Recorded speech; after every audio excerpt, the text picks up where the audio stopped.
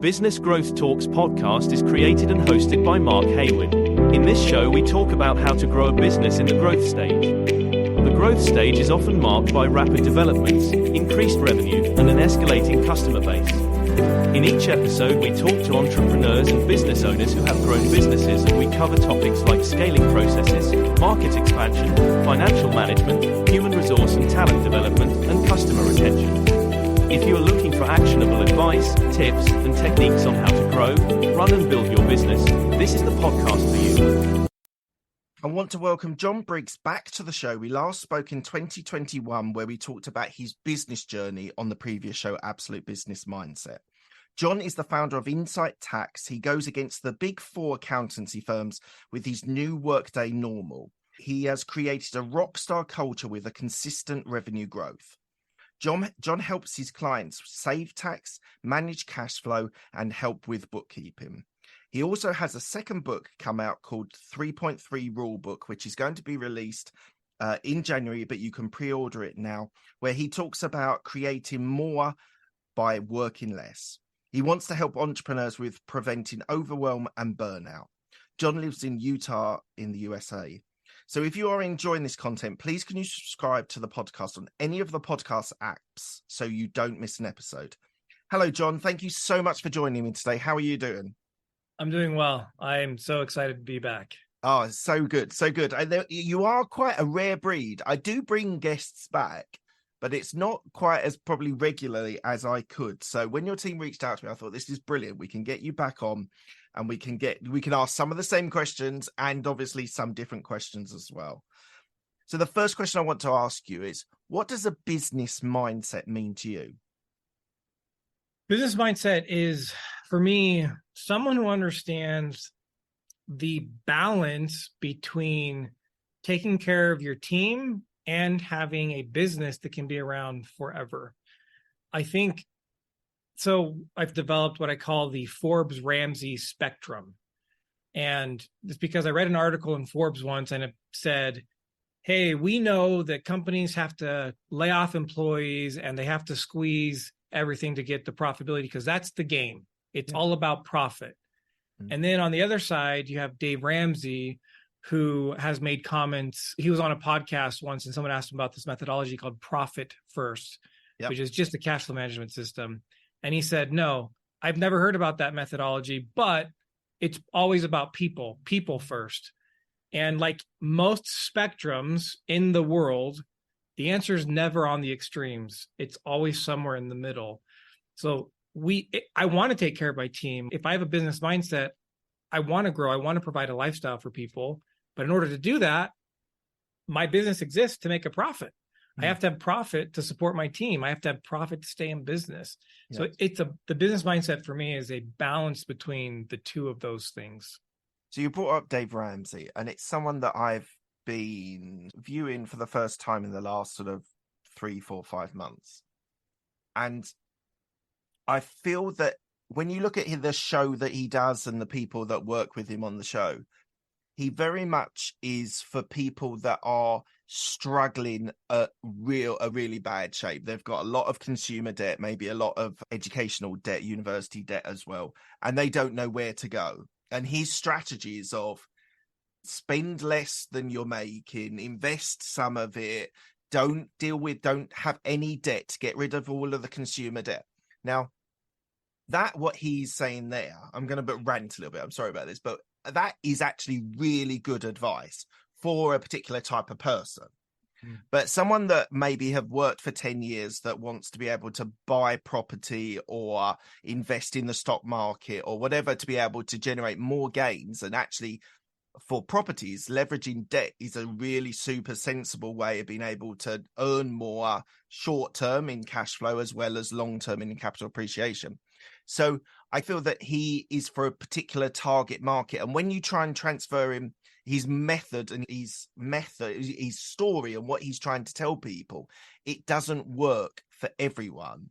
And he's had a lot of backlash recently. And I do support that backlash because for the people that he helps, he's there, he's supportive. You definitely feel like he's like rooting for those people.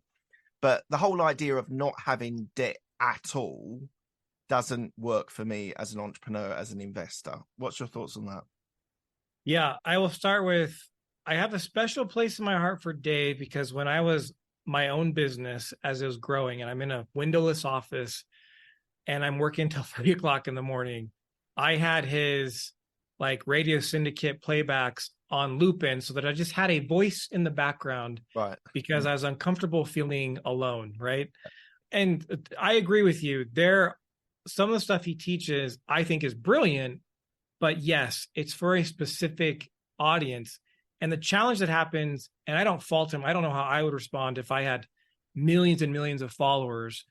Like sometimes our ego gets bigger and we become a little bit more feeling of self-aggrandizement. Like I'm a more important person than I really am. And so sometimes the way he delivers advice, it's like he could be speaking to somebody who is a little bit more sophisticated, doesn't have the temptation of spending all their money, doesn't need the hand-holding handcuffs of his system, which again are brilliant for people who need that. Yeah. But he approaches, if you're not this type of person, you're an idiot. Yeah. And I don't love that approach. Yeah. I'm a big fan of the debt snowball, which we give credit to him. He didn't create the idea though, but we counsel our people to pay down their debt using the debt snowball. Yeah. I'm a big fan of having an emergency fund and savings for a rainy day and things like that. But I also am a big fan of whole life insurance. He's not. Yeah. He has ownership in a company that only sells term insurance, and most term policies never pay out. So you're actually, anyways, I'll also stop ranting. He's complicated. He's quite nuanced with him. And he's not someone that I've massively come up. He's actually looking him on TikTok and being on TikTok, and that he started to pop up. Yeah, I think we'll leave it there. He's a very divisive figure. I think for a certain type of person, he is an absolute godsend. He is the oracle, but he doesn't fit all investors, all people's right. methodology. The last thing I'll say about this, I know someone who knows him personally and has been like 2 events, hung out with him and groups. And this is something that drives me insane about celebrities in general, but they were about to take a picture and I heard this story secondhand. Sure. I wasn't there, but Dave stopped us and said, hold on, let me put my cigar behind my back and my whiskey as well, so it's not in the picture, because my constituents don't necessarily approve of this lifestyle. Right. Just be authentic. If you're Christian and you smoke cigars and drink whiskey, then your other Christian constituents who like you shouldn't have a problem with that. Yeah. Just be authentic. Yeah. And that's my beef with all celebrities, to be honest. Just be authentic. All right, awesome. Let's move on to your book. So you can pre-order your book now. It's called 3.3 Rules. And so it can be pre-ordered on Amazon, but it's going to be released in about early January time. So why don't you tell me about the book and what inspired you to write it? Yeah. So let me start with what inspired me to write it, because my intro, I start with, I didn't want to write the book. I basically start with that as my opening sentence, because the first book I wrote, Profit First for Micro Gyms, was a derivative book of a book and concept that already existed. And it was so much work. This book is completely my own experience, growing my business, things that I've seen on how I operate that help us. But it all started with this idea of, I wanted to write a book just to the accountants and accounting industry to tell them, if you're an accounting firm owner, you have to do better. You have to stop sucking the soul out of the life of your team members. You can live your life without being slave to a deadline, the government filing deadlines. And I feel like we've created a firm that has broken that mold. Right. And so I wanted to get the message out so that someday we can become significant enough that the big four, who everyone in the industry tries to copy, will change their ways. Right. That's why I wrote the book. But then as I wrote it, it took 2.5 years from conceptual development, getting it clearly written. Anyways, during that process, I'd meet people and they're like, well, I'm a lawyer and this applies to me. I'm an engineer. This applies to me. I've seen this in my industry. So come to find out, a company sucking the soul out of their team members is not just limited to accounting industry. Who knew? I know. And so that's why the book evolved to reference and refer to all businesses and just an overall change in the way I want to look at the world. So the idea is this. Let me start with this analogy. So imagine there's a little girl, they're at a family dinner, and they're in the kitchen making pot roast. And her mom cuts off the ends of the pot roast, puts it in the pan, sticks it in the oven. And the daughter says, "Mom, why did you cut off the ends of the pot roast?" "Well, that's interesting. That's how my mom taught me." Well, so the grandma's there. "Hey, grandma, why did you teach my mom to cut off the ends of the pot roast?" "Huh, that's how my mom taught me." Well, great grandma sitting on the porch away from all the noise in her rocking chair, and the little girl comes out and says, "Hey, great grandma, why did you teach the family to, like, how has this gotten passed down? Is it a secret Italian recipe? Like, does it release the juices? What's going on?" And she said, "My pot roast pan was too small." Sometimes we do things in life just because that's how it's been done, but we never stopped to think about why was it done that way before? Yeah. What is the context? I won't go on a rant, but I'll just say this. Currently in today's society, I think it's dangerous to judge the past based on the knowledge we have today. I think with the knowledge we have today, we move forward. Yeah. But I think it's cruel and eliminates a lot of important history if we just say, well, these guys were evil because of something we understand today that didn't exist back then. Now, enter the 40-hour work week. Most people don't know that the history of the 40-hour work week happened. It started in the early 1900s. Up until that time point, people are working hundreds of hours a week. Okay, and that was standard. Yeah. People just, if I'm working 100 hours a week, I don't have a lot of time for leisure life. Okay, so then enter Henry Ford, who sells cars. He wanted to sell more cars. How do I get people to sell more cars? Well, let me give them some more time. So instead of 100 hours a week, I'm moving to an 8-hour workday. But it was still 6 days a week. It didn't increase the car sales because if people only had one day off, it's not enough time to drive somewhere. They just want to recoup to go back. 8 hours of structure. Then, so he made a big move, which he got a lot of backlash from the world. "I can't believe Henry Ford did this to us." I'm giving him Saturday and Sunday off. We're going to give him a 2-day weekend. He sold more cars. Yeah. So the 40-hour work week, because leisure time was available and people could travel. Exactly. And therefore, they then bought cars. Yeah. And so we have stuck with Monday through Friday, 8 hours a day, because Henry Ford popularized it. The government got on board. They started introducing overtime laws, but that was 100 years ago. What do you think about the potential in happening in sort of knowledge industries of 4 days a week and cramming everything in Monday to Thursday? What's your thoughts of that? Yeah, I will get into that because I've definitely studied those businesses who have looked at that.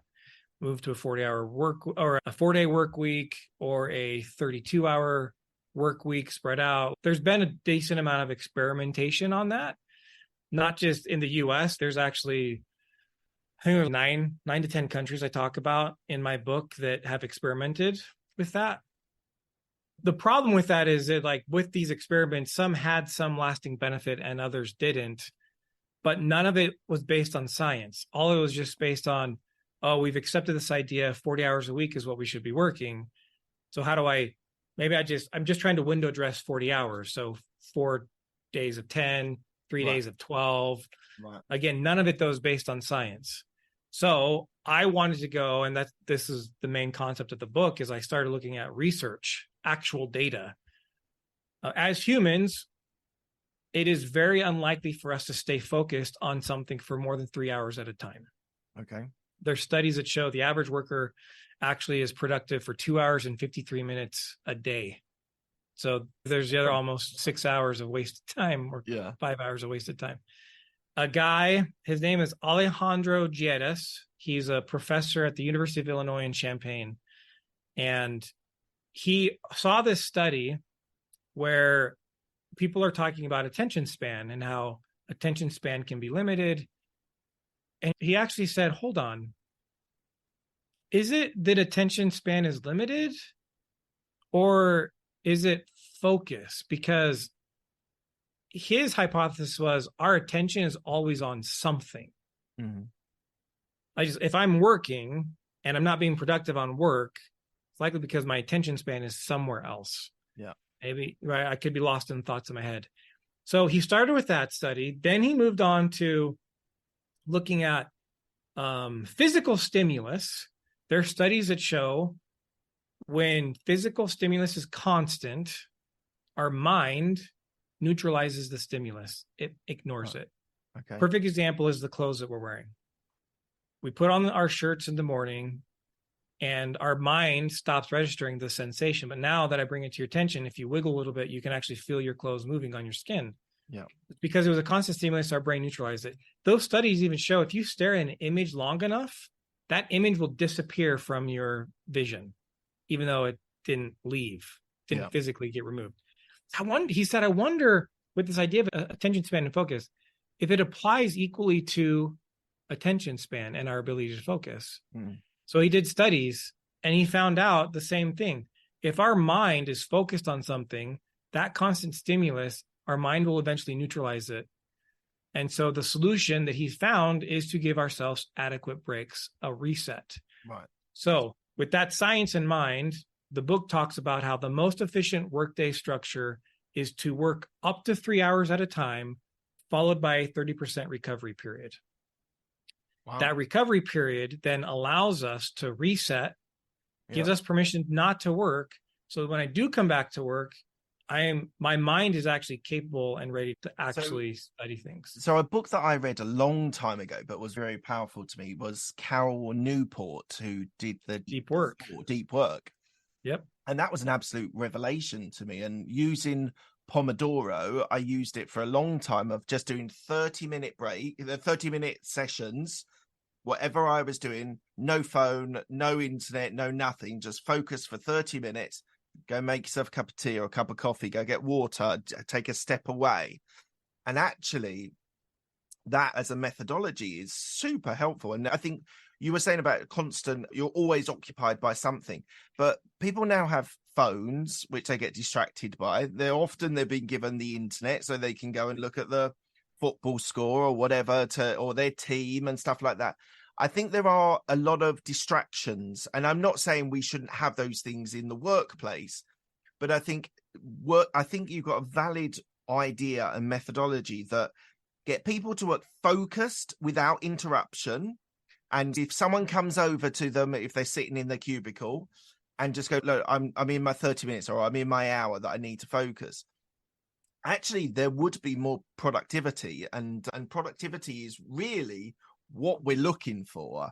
Hours in the office. Now, I worked for Big Four for a lot of years, and it was still, I think things have changed with the advent of COVID, but there was be the first in, be the last out, sit at your desk, be present, be there, network at the end of the day or at the start of the day, and things like those sorts of techniques. Actually, the productivity of an entrepreneur and a business owner is totally different, because you're not worrying about, I've got to be in at 7 o'clock in the morning to be able to speak to my boss before everyone else comes in and have a cup of coffee with them or whatever. I think there's a great validity in what you're saying and what you're offering. And ironically, another friend of mine who's an accountant as well, and this is something for you to just, what you think about this, is he's now asking his team to work 4 days a week. The 5th day, which is Friday, it's their responsibility to do some kind of training. Now, it could be soft skills, it could be like some accounting exams or whatever it is. But on a Friday, you don't have to do any work. I suppose you can if you want to, but that's your time to be able to develop yourself to be a better employee for him. What's your thoughts on that idea? The challenge with that is it still isn't necessarily encouraging or giving permission to the team to take breaks after they've been sitting for more than 3 hours. Right. So that experiment has worked in some states. or countries, and in others it hasn't, because again, it's still not addressing the issue that we need to give ourselves a break. So if I'm working 10 hours, those 10 hours, they're still going to fall into that study of your average accountant in that environment still only working 2 hours and 53 minutes because you're not giving permission. And then if you sit down and do your soft skills and you're supposed to do that day, after the third hour, their retention of whatever they're trying to focus on. So I would encourage them to move more towards if you want to do a 4-day work week, awesome. I still think you need to have the blocks of up to 3 hours, right, followed by recovery period. And one thing the two things you mentioned, I would like to think my book concept just takes where Cal Newport left off in deep work and has added to it. Because one of the things he does talk about is he says there's two types of work. There's frenetic work and there's deep work. And the idea being you should always want your work to be deep work. The reality is that based on a company and you look at the different positions, some of those positions by default, their job description is what Cal calls frenetic work. Yeah, 100%. And you can't eliminate that role from the company because it's necessary. Yeah. And so the 3.3 rule still allows people to have a sense of deep work, even though they're doing frenetic things. Yeah. So anyways, I loved his book. The thing I find interesting about that is, so ideas like checking your emails and communicating with people. So I think he would call that frenetic work. It's not deep work. Right. So, but running a business, I do deep work, but a lot of the stuff is communicating with clients, communicating with my employees, communicating with my co-founder and working on that. Now, there are times when I do my podcast and I block that 2 hours out and I know my workflow and do it. But not all jobs, not all businesses, not all roles are based on deep work. A lot of it is communicating with other people. Yeah. So you're promoting that as a valid work, which Cal Newport kind of dismissed because he was a writer. Like writers often need to spend 3 hours on a subject and get deep into it. But if someone's a communicator, a salesman, that's all based on sales for a 5 minute. You're a receptionist. You're a receptionist. It doesn't fit for them either, does it? Yeah. And then you mentioned the Pomodoro rule, which I also talk about in my book. One of the hindrances with the Pomodoro rule, which if you look at the time you work and the breaks, and you look over that cycle of 4 periods, it's about 30% recovery period. It's interesting how the math works out a lot. Yeah. And I provide different examples in the book, but sometimes what happens is I could be in the zone. Yeah. And because I can focus for more than 20 minutes, when that timer goes off, I've now broken that almost Zen state that I was in of workflow. Yeah. And so that's one of the hindrances. That's why we give people the flexibility. So I know an author, he's a little bit more ADD than I am. And he finds 52 to 57 minutes is about the most he can sit down and write in a chunk. And then he needs a break. For me, when I was writing the book, an hour and a half was my sweet spot.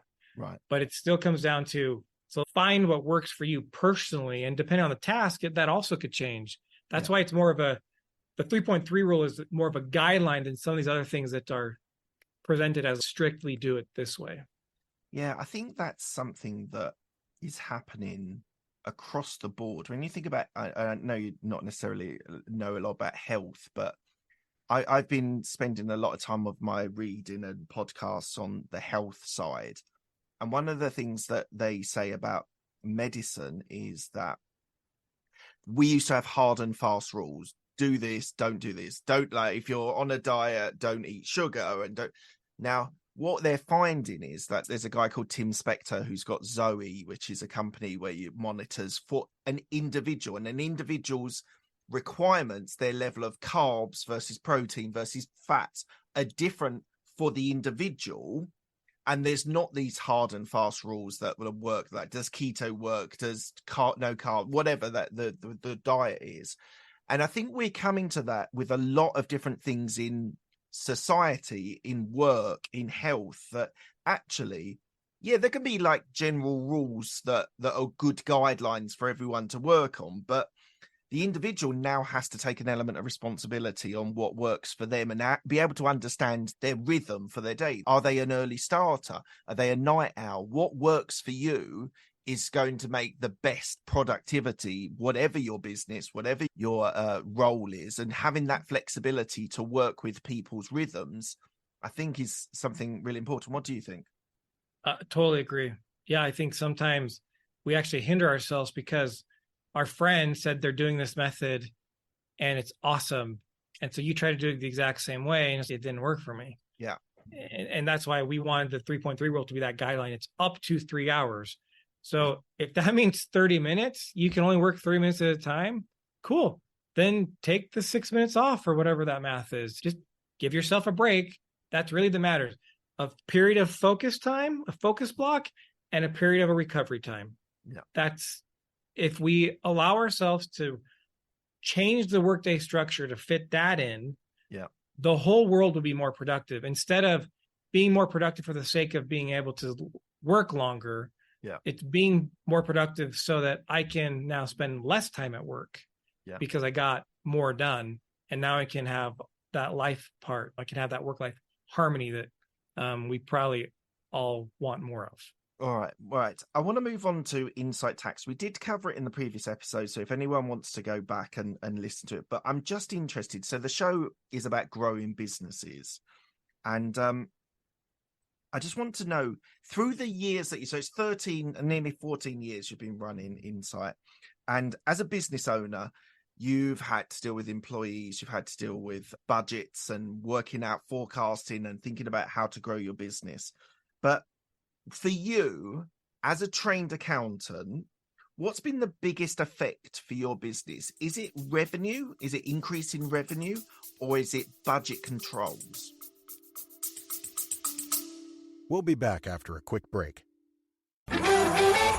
If you're an online business owner and you want to learn what's working right now to generate leads, grow your following, and get paying clients and customers, then be sure to check out the Digital Trailblazer podcast. Each week, we feature online business owners just like you who are launching and scaling their businesses, and we reveal exactly what they're doing to rise above the competition to build a successful, profitable online business. And what's really unique about the Digital Trailblazer podcast is that you're going to learn these strategies directly from the business owners who are putting them into action and getting results. So head over to the Digital Trailblazer podcast. You can find us on all the major podcasting platforms, or just head over to digitaltrailblazer.com for links to all of our episodes.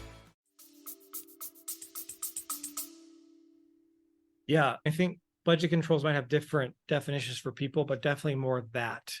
People are probably familiar with the Inc. 500 list or Inc. 5000 list. It celebrates and rates people based on the percentage of revenue growth. I worked for a company that was number 88th on the list of the Inc. 500, and they went bankrupt the same year. Wow. Because focusing on revenue is super sexy, but revenue doesn't determine the health of your business. And you can grow yourself out of business because most times without boundaries, without the budget control, your expenses are going to increase at the same pace, if not faster than your income. And if your income drops, your expenses don't nearly drop at the same pace. So my focus as a trained accountant, and we've seen this play over and over again, it's all about what's left. It's about the profit, the net income. Yeah. After I pay my expenses, how much is left over? Because that that controls how much can I reinvest into the company? How much can I reward my team so that they then perform better because they enjoy coming to work more? Yep. And I don't have to replace them, and replacing them takes a lot of money. Like, it's got to be the net income element, the profitability. Yep. I think just focusing on revenue is so dangerous. It's a great metric, but it can't be the only metric. Absolutely. 100% agree with that. And so you talked about earlier on about starting the business and it just being you. Who was your first employee? Oh, Heather Harris. Oh, she was great. And she was with me until she decided to be a full-time mom. It was awesome. She actually still works part-time for us. So it's been 10 to 12 years. So I laugh because when it was just me, I didn't want to let people down. So when they say, hey, John, can you do my taxes? Yes, of course. And I got to this point where, from a capacity standpoint, my jug was full and just water's flowing over. And if there's nothing to capture that water, then I'm making a mess. It's the same with our clients, right? If I'm not aware of how much I can take on, those clients that overflow are the ones who get the bad service. Yeah. So I got to the point where I'm like, I can't keep working until 4:00 in the morning and living off of a couple hours of sleep. So I needed I thought an assistant probably is the most logical first hire. We interviewed, everything, it went great. She said yes. She starts first day and she's like, John, what do you want me to do?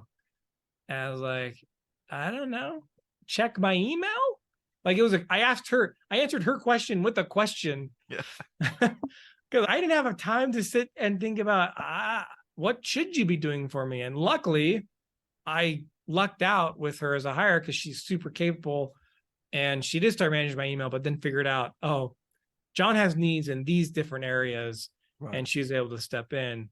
I don't know if everyone's that lucky with their first hire. And then when they're not, what happens is then they say, well, I guess I just need to keep running this business by myself because it doesn't make sense to hire, even though we should take a little bit more blame on that type of scenario. Yeah, I actually think hiring is probably, if not the most difficult, one of the most difficult things to actually get the right people, the right attitude, the right skill set. I've been burned once where I hired someone on ability rather than attitude, and it was an absolute car crash because the guy was very capable, but he just had no passion, no interest in really doing the job and not turning up for meetings. And I'm quite a stickler. I don't have a lot of meetings, but I expect if there's a meeting in the diary, a weekly meeting catch up, for God's sake, you turn up and you at least sit there, even if you don't necessarily want to participate. Anyway, it's a long story, but I think attitude is super important. You can train most people parts of things or all of things, but the attitude is so important. It sounds like you lucked out with Heather.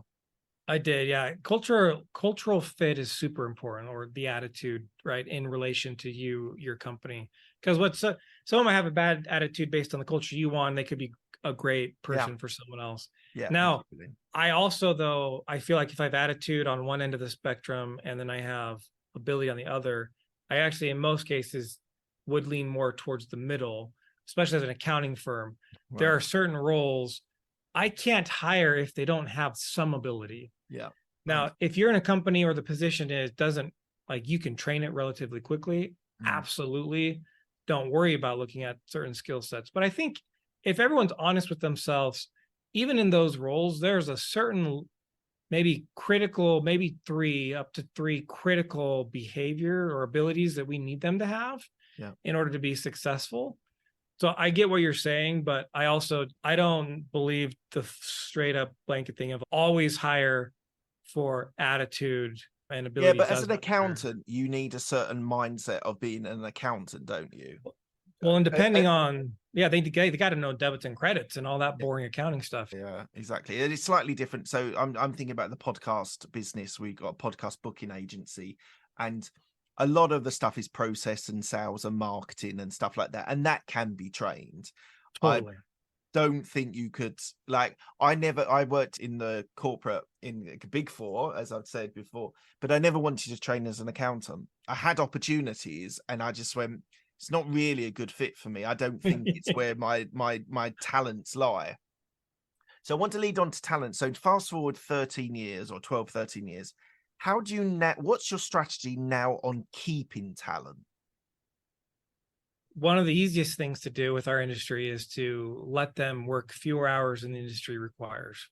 So in our industry, we have a tax season, middle of January to April 15th, and then there's typically an extension season, August to October 15th. That's 7 months out of the year, more than half, where the firms are requiring minimum 55 hours, and often that's billable hours, which takes 10 plus hours on top of it to actually get the billable hours. Our team has averaged 42.6 hours a week during tax season in the last 2 years. Wow. I consciously have accepted that I might have less net income than the Big Four because I'd rather have more bodies so that everyone works less instead of burning someone out. I think to maintain good talent, you definitely have to have a pulse on what I'm requiring going to burn them out. Because ultimately, people will do things. You think as an owner, sometimes you think, hey, they're being loyal, these guys are great. But really they're doing it because they're thinking, if I don't do this, I get fired. And until another better option comes along, I have to suffer through this. Yeah. But you lose them as soon as that option comes along. And nowadays with COVID and unemployment, like lots of opportunities out there to get work if you need it. So I do lean towards, if I can take care of my team members so they don't feel like their job is the only thing that exists in their life, that's one of the most important things for us to retain their talent. But some of the people that are listening to the show are sort of new entrepreneurs, and they're looking for hints and tips on how to grow a business. And this is what the show is focusing much more on how to grow a business. But as an established business, what does business growth mean to you now? Business growth to me is focused on, do I have the system in place to be leveraged to handle the growth? We've spent the last 5 years creating systems because as growth happens, the more things are able to be followed the same way every time, so people aren't reinventing the wheel, the easier it is to grow. If I don't have systems in place or procedures and I hire a new person, there's a lot more investment into that person to get them up to speed. In most cases, the business owner doesn't even have the time, right? We hire the person because we're desperate to fill the need, but then we don't actually give them the training and feedback and supervision necessary for them to really excel at that position. Then they fail, we get mad, and we say, well, I'm just not going to grow. There's not enough good people out there. When really we just have to take responsibility. We didn't do proper training. So growth is systems, training. Yeah, most of the time growth is happening, right? If growth is happening, it means I have something good in place with my marketing and sales. That's how growth happens on some level. How do I maintain that? We should have an expectation of our quality of work. So how am I maintaining that expectation? One thing I've learned in growth, Mark, is that there are definitely certain levels as well, though. Like 0 to 100, most people can do that by themselves. And depending on the industry you're in and what you charge, 350 to 500,000, you potentially could do by yourself. There will be that first step, though, where now I need to hire someone. Well, what does my company look like at that stage? It's better to think about those types of jumps instead of, I'm now in this scenario, let me Band-Aid fix some of the problems that I have. So like we've noticed, we had to massively change the way our systems and our company was structured at about 2 million. And now with the growth that we have, we had to redo that a few months ago because we're on track to 10 and 20 million. And so now that the thought is, okay, what do we look like though as $100 million company? That's likely the next step. While it will take years to get there, but I want to backtrack. What does my org chart look there? What is the systems I have in place at that level? What are the team members I have at that growth? And I can reverse engineer it. And now I'm operating, all the decisions I make are based on that goal, knowing that because the system I have now isn't going to handle $100 million in revenue. And so I don't know, I'm ranting on that, and I'm probably not bringing home the point. I understand. It's an interesting, and let's come to the 2 to 10 to 10 to 100 just for a minute. But that first million or the first 500,000 profitability, a lot of people see, especially things like personal wealth, they say, oh, the first 100,000 that you recoup or you earn and you put into savings is the hardest, and then it becomes easier. Now, when people grow businesses, it's a slightly different idea because you get to a point where you're oversaturated, you then hire. If they're good at what they do, then they can fill in some of the gaps that you're not filling. But when you're looking at that step to the first million profitability, not just revenue profitability, for you, have you found that to be the hardest to be able, because what I've seen and what I've experienced is that the first couple of employees are probably going to be generalists and they're going to fill in gaps where either you haven't got the time or you haven't been able to do that. But when you get to the point where you have to have someone who deals with finance, someone that deals with marketing, someone that deals with operations, who manages your employees, being able to get to that systemization, is that the hardest bit? Or are you only just getting bigger problems the further up you go? Different problems, right? I think psychologically, the first 100,000 is the hardest because we've never done it before. And now automatically, by definition, because I've done it before, it now feels easier to do the next year. But if we take that aside, to get from 100 to 1,000,000, I think that jump is probably equally as hard as getting from 0 to 100. I agree. Right? Because my system's changed. I have more people involved. I have more clients. I don't have insight into every single thing going on. Exactly. Right. And there's a trust. You then have to trust your employees, your managers, your operators to be able to do the work that, as the business owner, as the entrepreneur who's thinking about maybe market expansion into another industry or another geographical location. That's the bit that I've experienced and I feel is most difficult for entrepreneurs, is because there's an element of, I can't be involved in every employee that we have at this company now. They have to have managers in between us to make it work. And actually that systemization, which you talked about just then, actually implementing systems that other people manage, I think that's the biggest problem. And that's what some entrepreneurs can't drop their own ego. They feel they have to be involved in everything. Yeah. But actually, and it's funny, once they drop that ego, it does become easier. Yeah.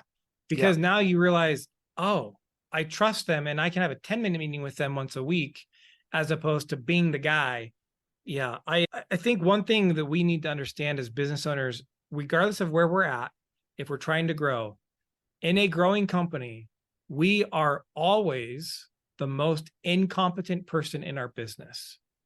The reason being, if I go from 0 to 100, well, I've never been at 100 before. Okay, but if I stay at 100 and I'm not growing, I know how to handle a company that's 100,000. Right. Okay, but next year I do 1,000,000. I've never had a company that did $1 million before.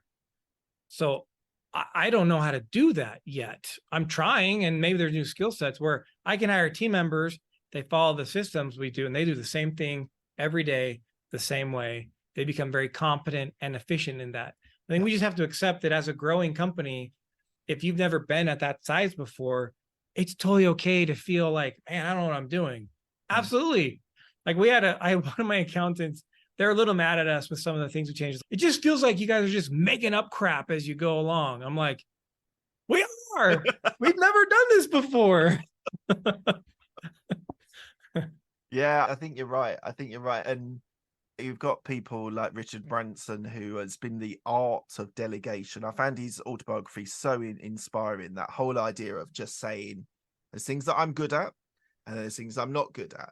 And I need to get the best people in place to make that continual growth. So there is an element of trusting people with your baby and saying, this is yours, you need to look after it. Yes, we can have touch points once a week, whatever it is, but you have to give that, as you said, and I said, drop that ego that you don't have to be involved in everything. And if you're going to accelerate growth, that's how you do it, by getting great people, managers. Before we go on this, I just want to ask one other question. Are your, and this I asked this question to some of my guests, but are your employees entrepreneurial or are they workers? We have a combo. And to me, entrepreneurial versus worker, I don't necessarily want someone to be entrepreneurial. I want them to be autonomous. Right. So in a growing company, like you mentioned, trust, one of the most common mistakes made, though, when someone drops the ego, and a lot of times they drop the ego out of desperation, like, I literally can't do all this anymore. Yeah. So I have to trust you to do it. Well, when they say I trust you to do it, most of the time that first looks like abdication. Hey, I need you to do this. And in the back of my head, I'm thinking, man, I really hope Bob pulls together and gets that done. Yeah. But I don't have time to follow up with him. I don't have time to review his work. I don't have time to sit down with him to help him improve. I abdicated. So trust your team, yes, but it needs to be proper delegation. Yeah. Especially in the beginning, you might be spending more time on that thing you're trying to get off your plate because you have to invest in the development of the person you're asking that you're now going to trust to do it. Yeah. I can trust they do it, but I also need to delegate and give them the guidance necessary to be successful in that responsibility. Yeah. So it's a blend, isn't it? You have to give up some of it and you have to trust people to do it, but you have to give them the skills and the processes and the systems to be able to effectively do that. And there's always this tier, isn't there? I always would think of the E-Myth by Michael Gerber. You've got the entrepreneurs thinking strategically. Where do we grow from here?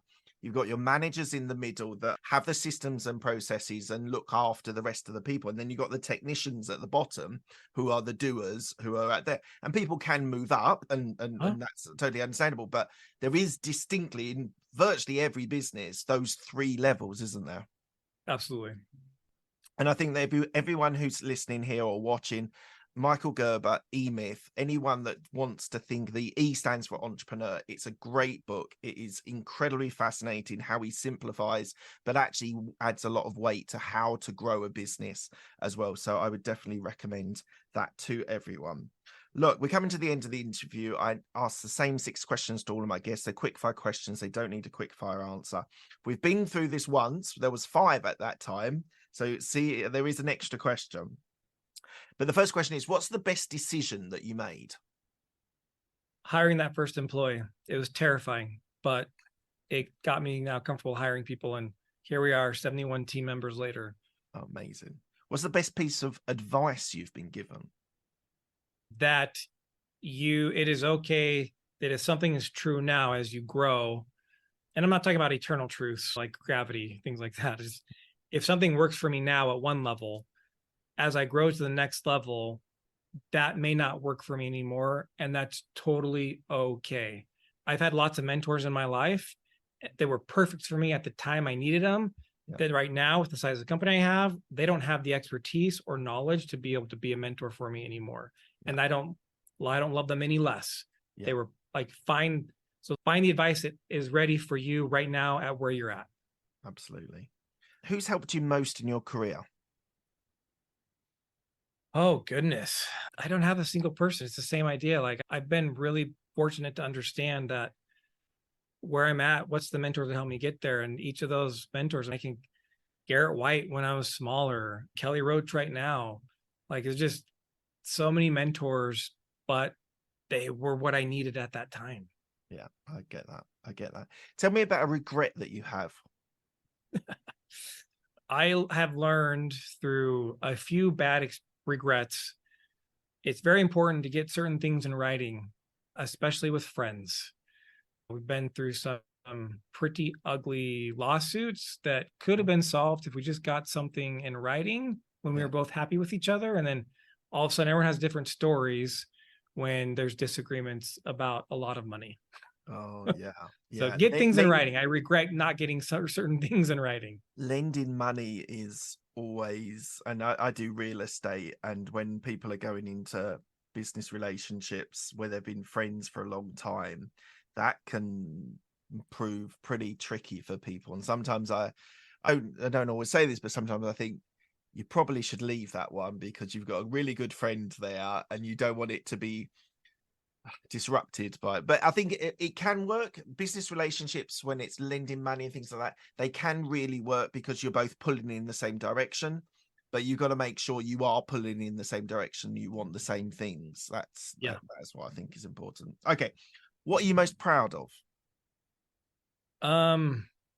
Man, honestly, when I was in my windowless office, I had no idea that it would become what it is today. While I haven't changed the accounting industry yet, I've changed it for the people that I work with, and they have a beautiful life because of it. So I'm super proud of what they get to do because they bought into the vision and they helped get the company to where it's at, and it's blessing their lives in a way that other accounting firms can't even get close to touching.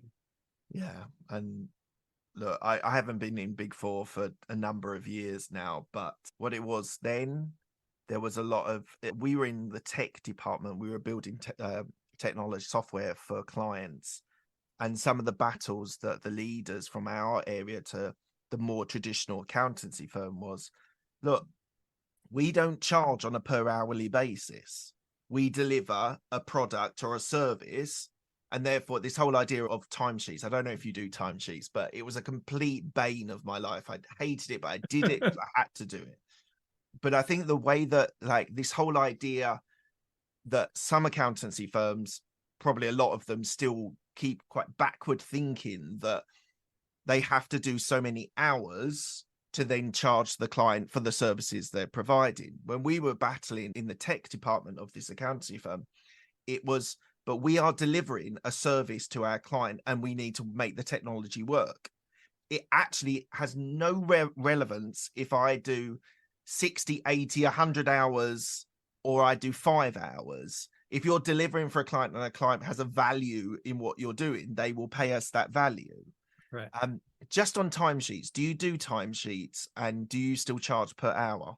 We don't charge per hour. We do timesheets, but it's because we want to understand customer profitability. Okay. Because in our world, it's very common for clients to ask a lot of questions or want to keep asking questions, and they keep pushing the boundaries. Yeah. So it's good for us to know, like, this client, based on all the work we did for them and what they paid us, we actually lost money. Yeah. And so we wouldn't know that if we didn't. We wouldn't know that if exactly scope creep. We wouldn't know that if we didn't track time. But no, most of my team, only students really, are hourly. Everyone else is on salary with benefits, and we bill clients a flat rate. Right. Okay. And last question: what does legacy mean to you? Legacy is when you stop doing something, not necessarily died, but when you stop doing something, well, what you did impact whatever that is. So for me, legacy would be like, if I have an exit strategy and I want to sell my firm at some point, will Insight Tax continue to be an anti-traditional accounting firm? Will it continue to bless the lives of people and have them work fewer hours? That would be a legacy that I hope happens, even if I am no longer part of Insight Tax at some point in the future. And I know we've got to finish here, but one of the questions which I didn't get to ask you was about exit strategy. So as you raised it, when you started your business, I'm assuming you didn't think of an exit strategy. Has that revised? Yeah, when you start your business, like for me, it was like I needed to put food on the table. That was my only goal. And then it grew into this. Yeah, it's on my mind. Certainly a possibility, especially with the 3.3 rule coming out. And that's not quite accountant focused. It's more other consulting things. It's definitely on my mind and something that I look at. I don't currently have anything in place, but it's a possibility where in the past, it wasn't even something on my radar. Yeah, exactly. And I think that's actually a good place to be, to at least have an idea, whether even if it's not selling, it might be just completely hands-free and you just take a profit or an element of the profit, but you completely devolve it to your team and they run the business. I know people that have successfully done that. They've not actually had to sell it for the payday. So I think but having that thought process is helpful. And I'll just add this too. If you're growing your business, which is your audience, right? Grow it in a way so that it gives you the best multiple when you do sell. Because guess what that means? That's less work for you. Yeah. The less involved you are as an owner in your business, the more someone's going to be willing to pay for it. Yeah. So we are focused enough on it to know what improves the value of my business. Yeah. And that ends up making my business a better business to begin with. Like systems are better, people work better, they're more autonomous. Yeah. Whether I sell it or not, focusing on making it as valuable as possible when I sell gives you a better business. It does. It does. Look, thank you so much for your time today, John. It's been an absolute pleasure again. I think you should go back and listen to the previous answers to those 6 questions to where they are now. I think it will be quite revealing because there is some similarities, but there are some differences as well. Look, thank you so much for your time today. It's been wonderful having you back on. Good luck with the book. Fingers crossed that it really hits a tone. I feel that it's in a trending topic where, as you say, it's not just for accountants, it's for all industries, and I think it's going to be absolutely massive. So good luck with that, and thank you very much for being on my show. Thank you, Mark.